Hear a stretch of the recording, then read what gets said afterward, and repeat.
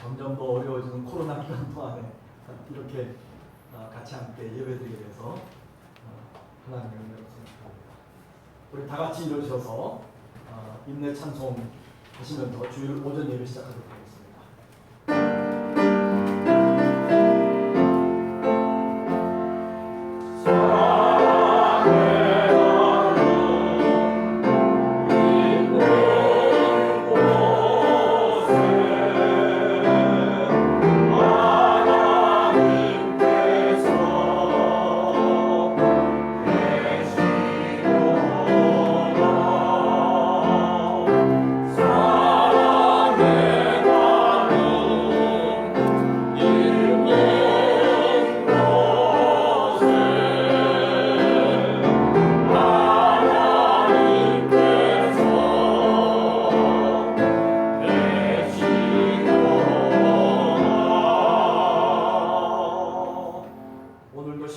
진정으로 거룩한 예배의 제단으로 주님께 나아갑니다.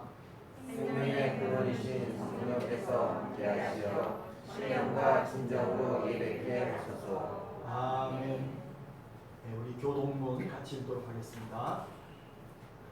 그 땅 이스라엘 모든 산에서 한 나라를 이루어 한 임금이 다스리게 하리니 그들이 다시는 두 민족이 되지 아니하며 두 나라로 나누이지 아니할지라. 그들이 우상들과 그 모든 죄악으로 더 이상 자신을 더럽히지 아니하리라. 내가 그들을 그 무지한 모든 처소에서 구원하여 정결케 한즉 그들은 내 백성이 되고 나는 그들의 하나님이 되리라. 그가 열방 사이에 분단하시며 많은 백성을 선별하시리니 우리가 그들의 칼을 쳐서 보습을 만들고 그들 창을 쳐서 낫을 만들 것이며 나라들이 다시는 칼을 들고 서로 치지 않고 정죄를 연습하지 아니하리라. 아멘. 찬송가 515장 우리 같이 함께 찬송하시겠습니다.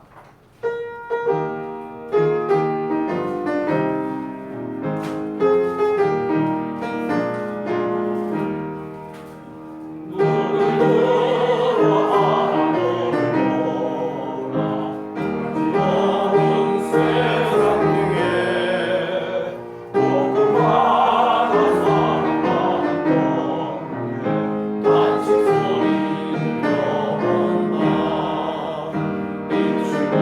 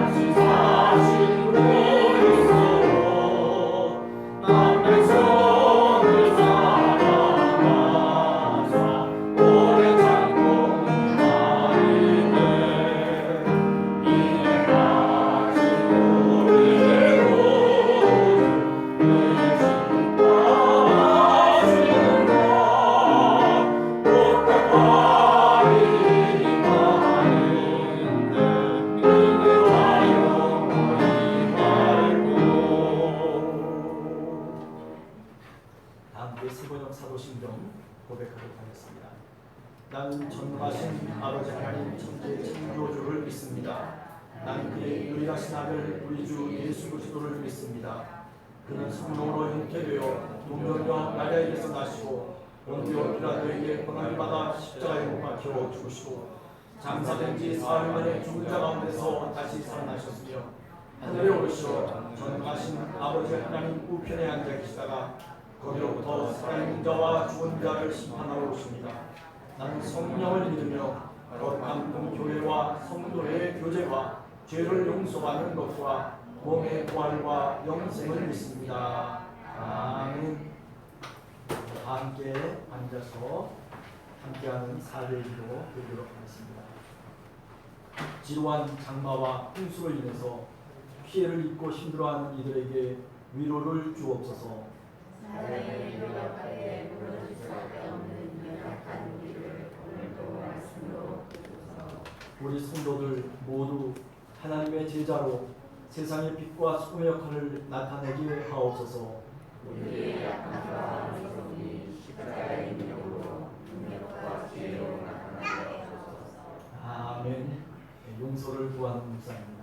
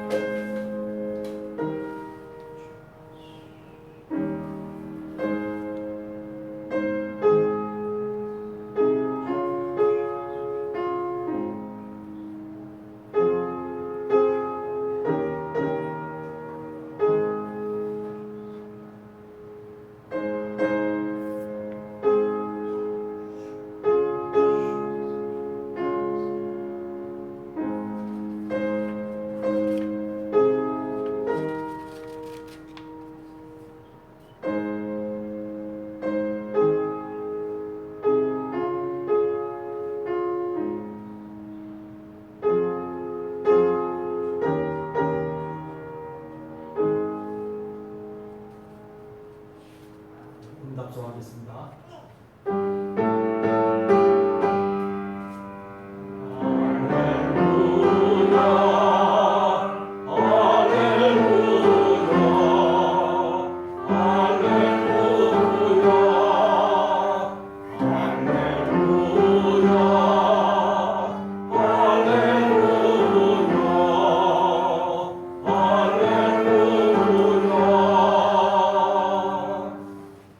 우리가 살아가는 삶의 자리에 소망과 평화를 가득히 내려 주옵소서. 위험이 있는 곳에 용서를, 다툼이 있는 곳에 평화를 내려 주옵소서. 아멘. 우리 찬송가 455장 찬송하신 다음에 이 주님을 한번 기도해 주시겠습니다. 하늘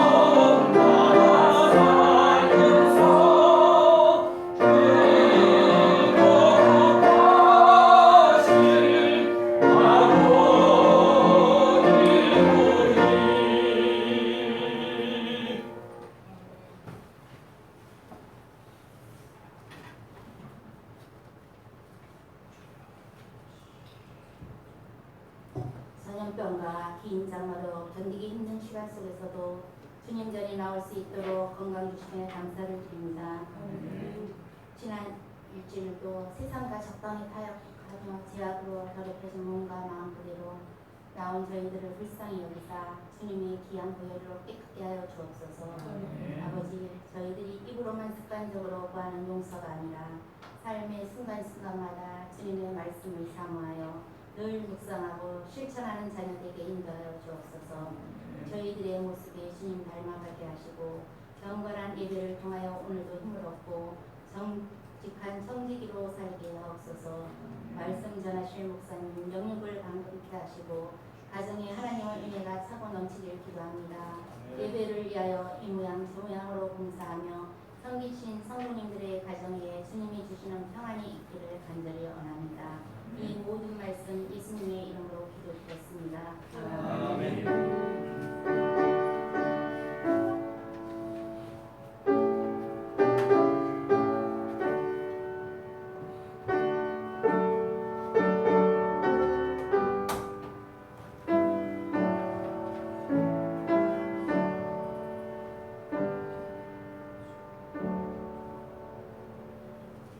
오늘 우리에게 주시는 하나님의 말씀은 신약성경 누가복음 15장 11절에서부터 32절까지 말씀, 우리 정독수 목사님 나오셔서 하나님의 말씀 봉독해 주시겠습니다.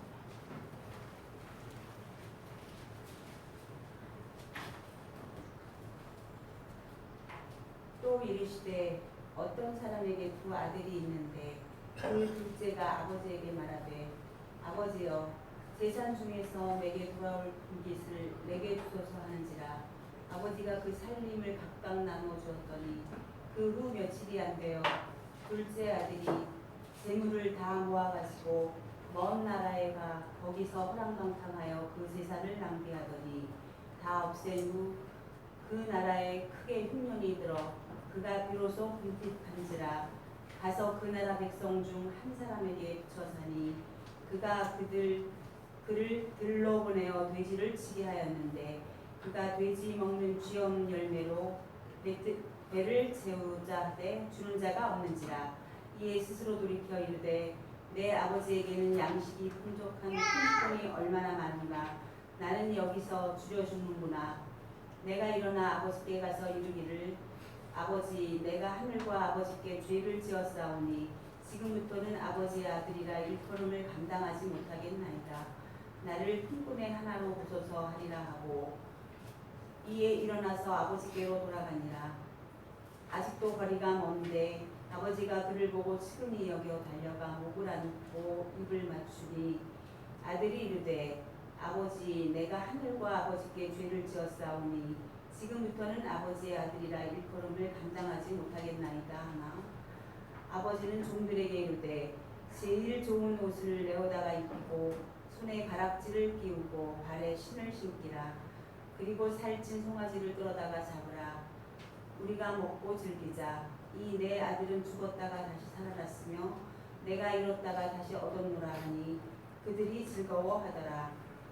맏아들은 밭에 있다가 돌아와 집에 가까이 왔을 때 흥악과 춤추는 소리를 듣고 한 종을 불러 이 무슨 일인가 물은데 대답하되 당신의 동생이 돌아왔음에 당신의 아버지가 건강한 그를 다시 맞아들이게 됨으로 인하여 살찐 송아지를 잡았나이다 하니 그가 노하여 들어가고자 하지 아니하거늘 아버지가 나와서 권하는데 아버지께 대답하여 이르되 내가 여러 해 아버지를 섬겨 명을 어김이 없거늘 내게는 염소 새끼라도 주어 나와 내 것으로 즐기게 하신 일이 없더니 아버지의 살림을 창녀들과 함께 삼켜버린 이 아들이 돌아오매 이를 위하여 살찐 송아지를 잡으셨나이다. 아버지가 이르되 이에 너는 항상 나와 함께 있으니 내 것이 다 내 것이로되 이 내 동생은 죽었다가 다시 살아났으며 내가 잃었다가 얻었기로 우리가 즐거워하고 기뻐하는 것이 마땅하다 하니라. 아멘.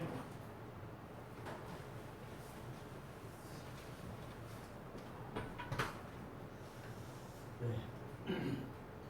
오늘은 특송을 준비를 안 했습니다. 그런데 아마 우리 밴드에 들어가 보면 특성이 히브리 노예들의 합창이라고 하는 그런 특성으로 준비가 되어 있습니다. 그래서 특성을 원하시면 밴드 속에 들어가셔서 그 특성을 틀어보시면 그 노래를 우리가 은혜 가운데 들을 수 있습니다. 자, 지난 주일에 혹시 탕자의 비유 이 말씀이 혹시 어떤 내용이었는지 기억이 나시는지 모르겠습니다. 오늘도 지난 주일처럼 탕자의 비유를 세 번째 우리가 읽어보면서 또 은혜를 나누려고 합니다. 오늘 읽어본 탕자의 비유 앞단락에서 우리가 지난 주일날 얘기했던 것이 이런 것이었습니다. 둘째 아들은 사실 모든 게 다 무너졌습니다. 그럼에도 불구하고 그 둘째 아들의 마음속에 남아있던 것 하나가 있었는데 그것은 바로 아버지의 품에 대한 기억, 그리고 돌아갈 고향에 대한 작은 소망의 불꽃이 남아 있었다라고 하는 것을 말했습니다. 또 둘째 아들이 스스로 죽었다고 생각했던 바로 그때에 그를 다시 새롭게 일으킨 그 부활의 능력은 아버지 품에 대한 기억과 그리고 곧이어서 나오는 죄의 고백이었다라고 하는 것을 우리가 지난 주간에 생각해 보았습니다. 그러면서 둘째에게 남아있던 아버지의 아들이라고 하는 그런 자기 자아의식이 첫째 형의 품꾼 의식과는 근본적으로 달랐음을 우리가 생각해 보았습니다. 이제 오늘 탕자의 비유를 한 번 더 세 번째 생각해 보려고 합니다. 오늘은 둘째 아들과 그리고 첫째 아들을 비교하면서 아버지 안에 있는 하나님의 모습을 살펴보려고 하는 것입니다. 오늘 본문을 읽어보면서 첫 번째 생각할 수 있는 것은 첫째 아들은 아버지에 대해 진정한 고백을 끝까지 못하고 있다는 것입니다. 그런데 반해서 둘째 아들은 파란만장한 그야말로 죽음의 골짜기를 지나면서 어떻게 되었습니까? 비로소 자신의 아버지를 찾고 그리고 그 아버지를 올바르게 고백합니다. 17절에 보면 내 아버지에게는 양식이 풍족한 품꾼이 얼마나 많은가 라고 그렇게 둘째 아들이 말합니다.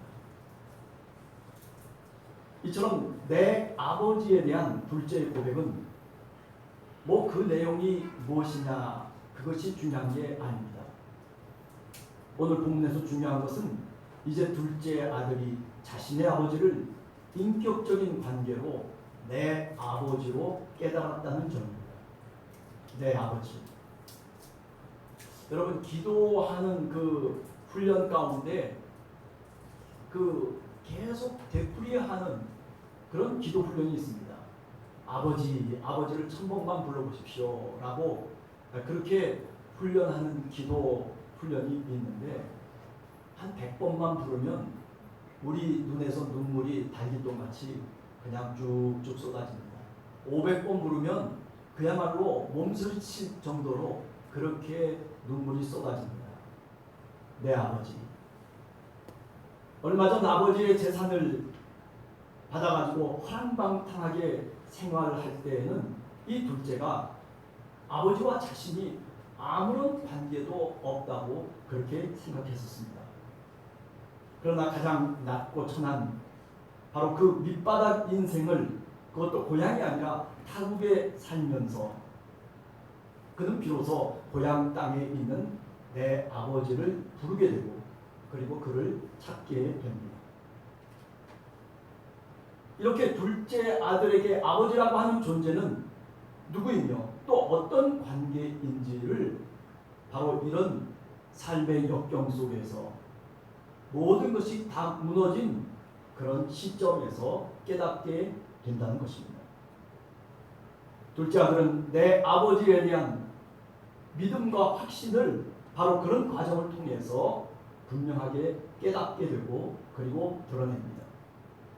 17절에 보면 내 아버지라고 이 둘째 아들이 아버지를 향해서 부릅니다. 또 반대로 아버지는 24절에 보면 바로 이 둘째를 가르쳐서 내 아들이라고 그렇게 부르고 있습니다. 사실 따져보면 이 아버지와 아들이라고 하는 이 부자 관계는 이미 둘째 아들이 태어날 때부터 존재했던 것입니다. 그러나 참 안타깝게도 둘째 아들은 이제서야 비로소 새로운 시각과 그리고 새로운 고백을 갖게 되었다는 말씀입니다. 오늘 우리에게도 이런 아버지가 있습니다. 그분은 바로 우리를 낳으시고 그리고 보호하시고 우리를 인도하시는 우리가 잘 아는 바로 하나님 아버지입니다. 그분이 내 아버지라고 하는 이러한 확고한 고백은 사탄의 어떤 시험 속에서도 우리를 승리토록 인도합니다. 마태복음 4장 1절에서부터 11절을 보면 마귀가 하나님의 아들이신 예수 그리스도를 시험할 때에 뭐라고 시험합니까? 네가 만일 하나님의 아들이면 돌이 떡이 되게 하라. 네가 만일 하나님의 아들이면 저 성전 꼭대기에서 뛰어내려 보아라. 네가 만일 하나님의 아들이라면 천하 만국의 영광을 내가 너에게 주겠다. 예수 그리스도 우리 하나님 아들은 아버지의 아들은 무엇으로 그 마귀의 시험을 물리치고 승리할 수 있었냐라고 묻는다면 그 대답은 너무나 간단한 것입니다. 그것은 바로 내가 아버지의 아들이다라고 하는 그런 고백과 그런 자기 의식 속에서 그 마귀의 시험을 이겼다라고 그렇게 말씀드릴 수가 있습니다. 나는 아버지의 아들이다라고 하는 이 고백 하나가 성경을 통해서 보면 세상을 이기는 능력이 됩니다. 여러분, 우리들에게 어떤 어려움과 문제가 부닥칠 때마다 그렇기 때문에 우리에게 중요한 것은 내가 아버지의 자녀다라고 하는 것. 영접하는 자고 그 이름을 믿는 자들에게는 하나님의 자녀가 되는 권세를 주셨다라고 요한복음 1장 12절에 말씀합니다. 그 이름은 그 아버지의 아들이라고 하는 그 자기 의식은 이것은 세상을 이기는 능력입니다. 여러분, 그렇기 때문에 우리가 어떤 상황 속에서라도 늘 내가 아버지의 자녀라고 하는 이 고백과 이 의식을 우리가 잃어버려서는 결코 안 됩니다. 한 주간을 살아가시면서도 나는 바로 아버지의 아들이라고 하는 그런 분명한 고백을 통해서 살아가시는 여러분들이 되시기를 간절히 축원합니다. 두 번째 우리가 생각할 수 있는 것은 27절에서 돌아온 둘째 아들을 주인의 종들이 뭐라고 부르고 있는지가 소개되고 있습니다. 27절에 이런 이야기가 말해지고 있습니다. 대답하되 당신의 동생이 돌아왔음에 당신의 아버지가 건강한 그를 다시 맞아들이게 됨으로 인하여 살찐 송아지를 잡았나이다. 건강한 그를, 건강한 둘째를 얘기하고 있습니다. 이 용어는 사실 첫째 아들에게 붙인 말이 결코 아닙니다. 놀랍게도 오늘 성경을 읽어보면 허랑방탕하게 살면서 아버지의 재산을 탕진하고 그리고 거지가 되어서 아버지의 집에 돌아온 바로 그 둘째를 건강한 아들로 부르고 있다는 사실입니다. 저는 이것을 기독교의 핵심이라고 그렇게 분명하게 깨닫습니다. 여러분, 누가 정말 건강한 신앙인이겠습니까? 그것은 아버지께 그리고 아버지의 품에 회개하고 돌아온 바로 그 사람입니다. 첫째 아들은 아버지와 함께 같이 살고 그리고 같이 거했지만은 그의 마음엔 안타깝게도 아버지가 없었습니다. 자신을 아들보다는 단지 품꾼 정도로만 첫째 아들은 그렇게 자기를 여겼던 것입니다. 29절에 보면 아버지께서 대답하여 이르되 내가 여러 해 아버지를 섬겨 명을 어김이 없었거늘 내게는 염소 새끼라도 주어 나와 내 벗으로 즐겁게 하신 일이 없더니 하고 첫째 아들이 불만을 아버지께 얘기하고 있습니다. 이처럼 아버지와 함께 거하는 것이 그것이 정말 행복이고 그것이 자기의 정체성이라고 하는 것을 깨닫지 못하고 오히려 아들이라고 하는 의식보다는 품꾼으로 자기를 여기고 있다는 말씀입니다. 그의 마음은 그렇기 때문에 건강한 모습이 아닙니다. 첫째 아들은 어쩌면 돌아온 자기 동생 둘째에 대해서 28절에 보면 분노하였습니다. 28절에 그가 노하여 들어가고자 하지 아니하거늘 아버지가 나와서 권한대. 둘째가 돌아왔습니다. 자신의 동생이 그것도 저 타국에서 정말 거지가 되어서 돌아왔다면 불쌍하고 치근한 마음으로 그를 맞아주어야 될 것이 당연한데 그런데 그는 오히려 그렇게 이야기를 하지 않습니다. 분노하였습니다. 그뿐 아니라 억울한 누명까지 그 둘째에게 덮어 씌웁니다. 뭐라고 덮어 씌웁니까? 아버지의 살림을 창녀들과 함께 삼켜버린 이 아들, 이렇게 말하자면 둘째를 규정하고 있다는 말씀입니다. 30절에 보면 아버지의 살림을 창녀들과 함께 삼켜버린 이 아들이 돌아오매 이를 위하여 살찐 송아지를 잡으셨나이다 라고 첫째 아들이 불평을 털어놓습니다. 그러나 성경을 읽어보면 오늘 본문 속에서 이런 첫째 아들의 모습과는 달리 여러분 아버지의 종들은 다들 둘째 아들이 다시 돌아왔다는 것을 즐거워하고 그리고 기뻐하였습니다. 24절에 보면 이 내 아들이 죽었다가 다시 살아났으며 내가 잃었다가 다시 얻었노라 하니 그들이 다시 말하면 아버지의 종들이 즐거워하더라. 이렇게 우리들에게 성경은 말하고 있습니다. 아버지의 종들도 다 즐거워하는데 그런데 둘째 아들의 형인 첫째 아들 그 자신만이 홀로 분노하는 이런 첫째 아들의 모습은 분명히 건강한 자의 모습이 아닙니다.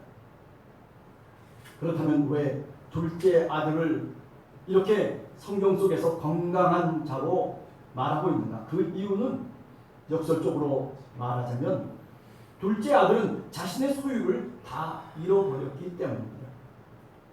오히려 그 잃어버렸기 때문에 둘째 아들의 마음속에 평화의 마음을 얻게 되었다는 말씀입니다. 여러분 오늘을 사는 우리도 이와 유사합니다. 종종 소유로 인해서 분노와 갈등을 합니다. 소유 때문에 싸우며 절망합니다. 우리가 살아가는 삶 속에서 이 소유의 문제가 얼마나 우리를 괴롭히는지 모릅니다.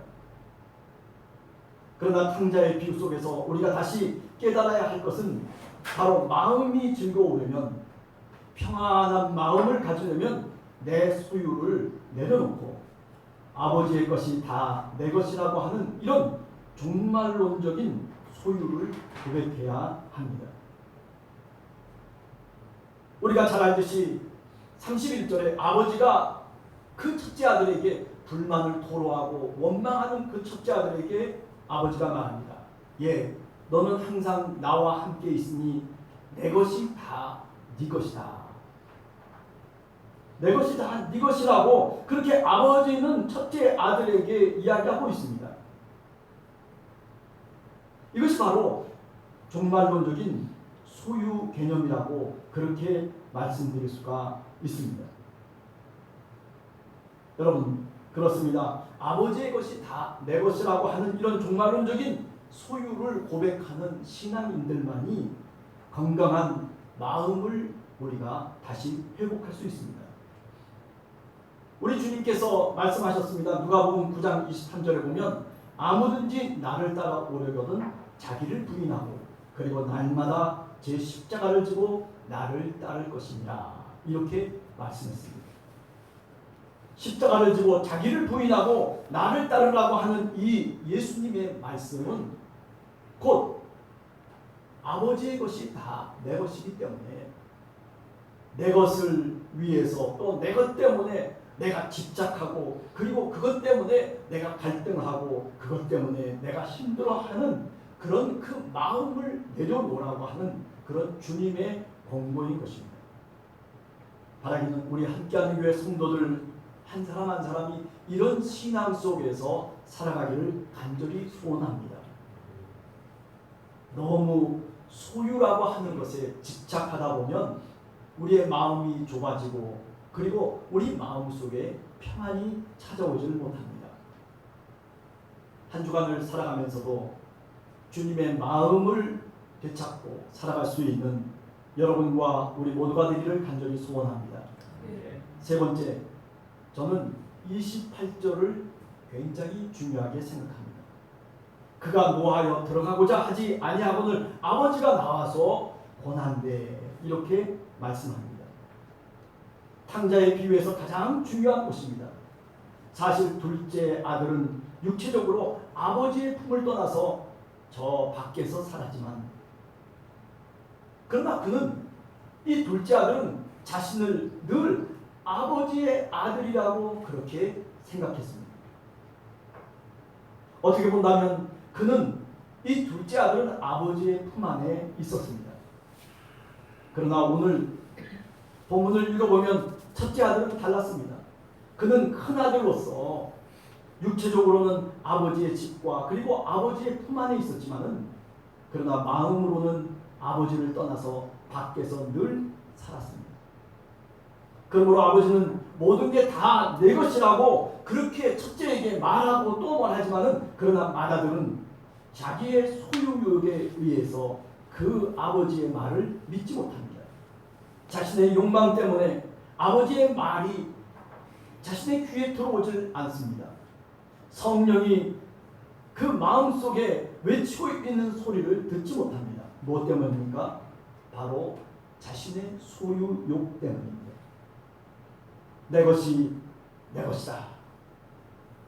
이것이 바로 둘째가 아닌 첫째가 갖고 있었던 그런 말이기도 합니다. 그래서 첫째 아들은 자신을 아버지를 위해서 일하는 아들이 아니라 품꾼 정도로만 자기 자신을 여기게 됩니다. 아버지 것이 다 내 것이라고 하는 그런 아들 의식으로 살지 못했다는 말씀입니다. 좀 전에 읽은 것처럼 31절에 보면 아버지가 그 첫째에게 얘기를 합니다. 내 것이 다 네 것이다 라고 그렇게 말하고 있음에도 불구하고 첫째는 그렇게 이해하고 그렇게 깨닫지를 못했다라는 말씀입니다. 그러다 보니까 아버지를 위해서 일하는 그것에 만족이 없습니다. 조그만 일에도 분노하며 그리고 불평을 쏟아내며 그리고 분노를 나타냈던 것입니다. 여러분, 오늘 우리도 첫째 아들의 모습으로 신앙생활을 하는 그런 사람들이 있습니다. 하나님 아버지를 부르며 교회 생활도 하고 주님을 위해서 열심히 봉사도 하는데 그런데 늘 뭔가 짜증스럽습니다. 늘 입술에서 불평과 불만이 터져나옵니다. 이런 성도들이 사실은 우리가 생각하는 것보다도 훨씬 더 많이 있습니다. 왜 그렇습니까? 왜 그럴까요? 그것은 단순합니다. 그것은 바로 내 것에 대한 집착 때문입니다. 다 아버지의 것이라고 하는 이런 종말론적인 소유의식을 잃고 살기 때문입니다. 다 모든 것이 하나님의 뜻 가운데 이루어지고 있다라고 하는 이런 의식을 잃어버렸다라고 하는 말씀입니다. 여러분, 우리가 잘 알듯이 우리네 인생 그것 다 사실은 주님의 것입니다. 내 몸도 내 것이 아닙니다. 내 소유도 내 것이 아닙니다. 생각해보면 잠시 빌렸다가 목숨이 끊어질 그때가 되면 다 놓고 갈 수밖에 없는 것이 바로 우리 인생의 길입니다. 어쩌면 둘째 아들은 타국에 나가서 이런 죽을 고생을 하면서 비로소 그 죽음 속에서 그 어려움 속에서 바로 이것을 깨달았을 것입니다. 그것이 뭡니까? 내 것이 다 내 것이 아니구나.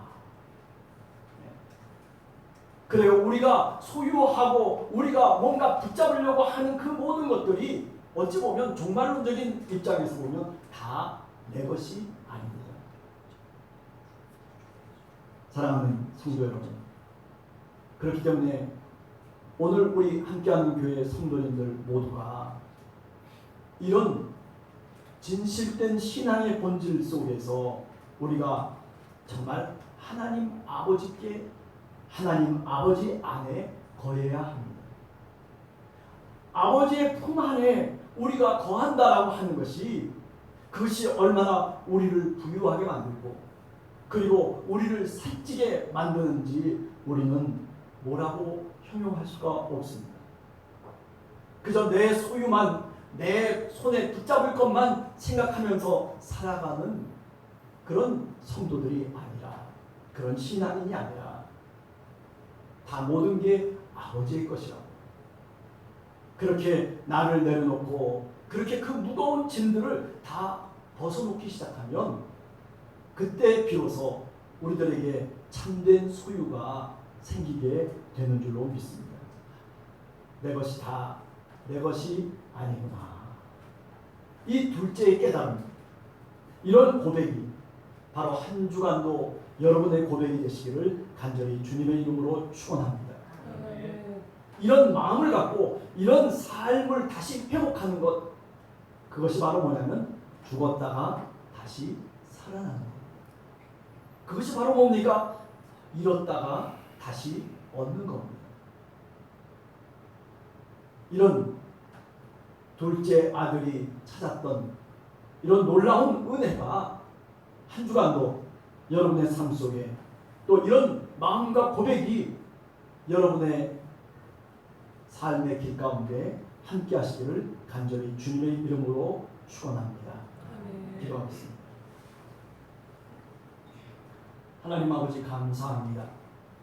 하나님 탕자의 비유를 저희들이 여러 회에 걸쳐서 설교하고 또 말씀을 생각해 보았습니다. 하나님 읽으면 읽을수록 하나님의 말씀 속에 여러 가지 의미들이 있는 것을 저희들이 깨달으며 하나님 한 주간도 주님 첫째 아들처럼 살아가는 저희들이 아니라 둘째 아들처럼 자신의 나약함을 아버지 앞에 내려놓고 심지어 내 소유욕까지 다 주님 앞에 내려놓고 십자가를 바라보며 살아갈 수 있는 그런 믿음의 백성들 될 수 있도록 하나님께서 역사해 주시옵소서. 우리의 마음속에 평안을 주시기를 간절히 원합니다. 하나님 내 것에만 집착했던 첫째, 그렇기 때문에 아버지의 아들이라고 하는 그런 주인 의식을 갖지 못하고 늘 품꾼으로만 살아갔던 그 첫째를 다시 한번 생각해 보면서 하나님 우리들 이제는 품꾼 의식으로 살아가는 사람들이 아니라 내가 바로 아버지의 아들이라고 하는 주인 의식을 갖고 아들 의식을 갖고 하나님 저희들 한 주간도 살아갈 수 있도록 역사해 주시옵소서. 예수님의 이름으로 간절히 기도하옵나이다. 아멘.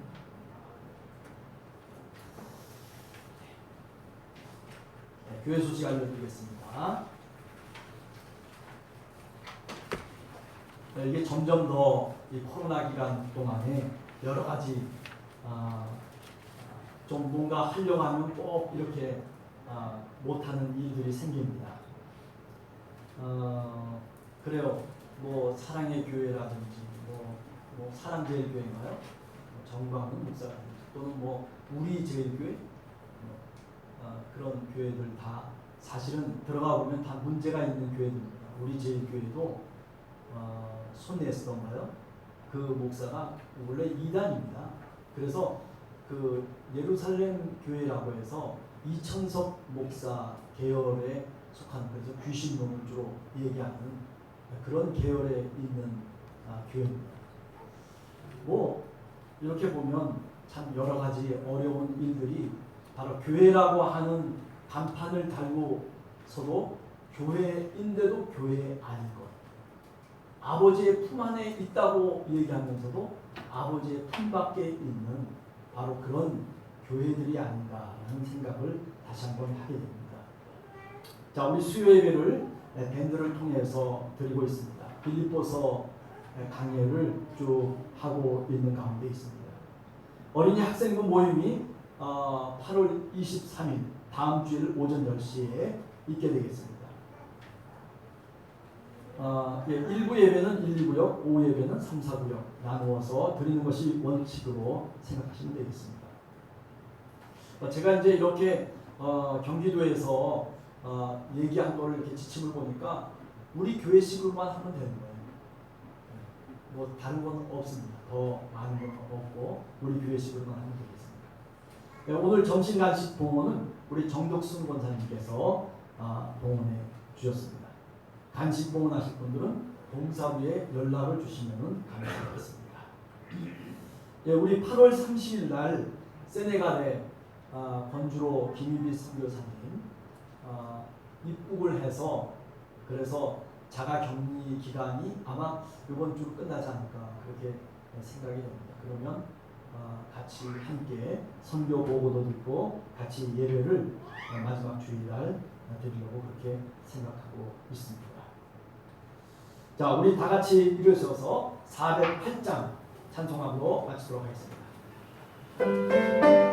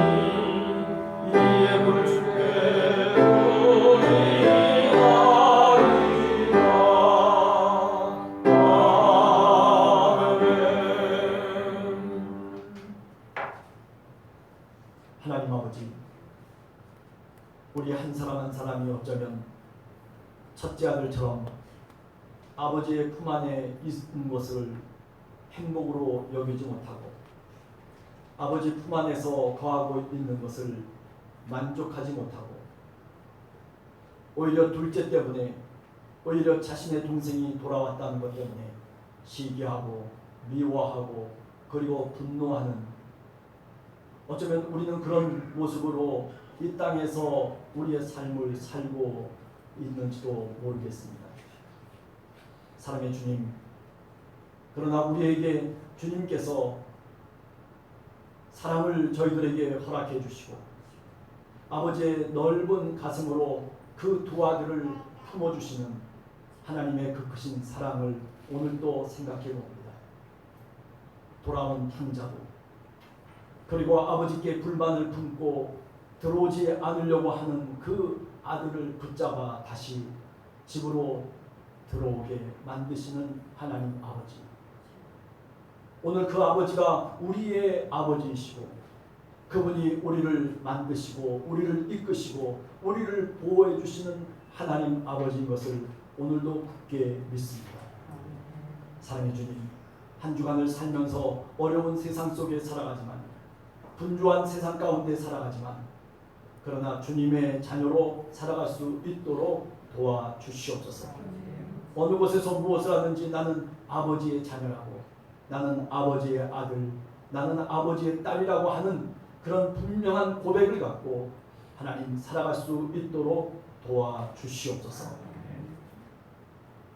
지금은 우리 주 예수 그리스도의 은혜와 하나님 아버지의 크신 사랑과 성령의 교통하심, 이제 아버지의 아들로 아버지의 딸로 이 땅에서 어려운 세파 속에서 살아가는 가운데서도 그 고백을 잃지 않고 그 자기 의식을 무너뜨리지 않고 살아가고자 간절히 소원하는 사랑하는 성도들 머리머리 위에, 그리고 그 가정과 자녀들과 우리의 일터와 교회 위에 이제로부터 영원까지 함께 하시기를 간절히 축원하옵나이다.